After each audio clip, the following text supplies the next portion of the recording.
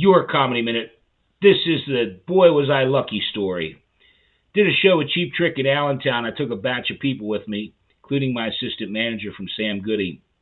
We did the meet and greet. I didn't drink a drop, honest to gosh, like last story I told. This time I was completely sober.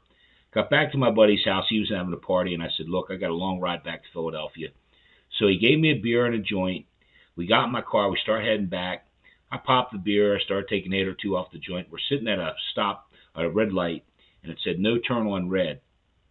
I waited for a while, and finally I said, screw this. And I turned, and there was a cop directly behind me. Brr, oh, no. So I took the joint, and I threw it in the ashtray, put the ashtray up, threw the beer under my seat.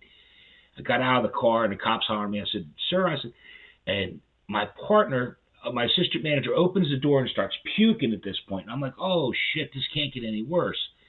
The cop starts saying, I can smell beer.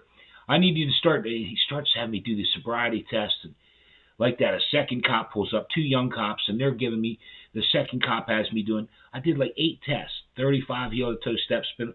And again, I was completely sober, so I did perfect on these tests.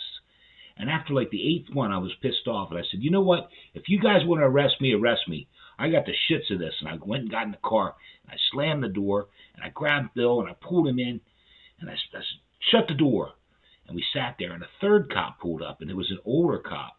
He came up to the car, put the window down just enough. He said, young man, he said, I'm going to tell you something. If you're going to drink and drive, I'm going to give you a little tip. Follow the rules. You know, don't turn on red if it does it. And, you know, I always paid attention to that. I was really lucky. Boy, was I lucky I didn't get arrested that night. Tomorrow, I have a special Mother's Day story.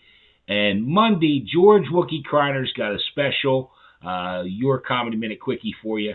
Have a good one. I'll see you guys real soon.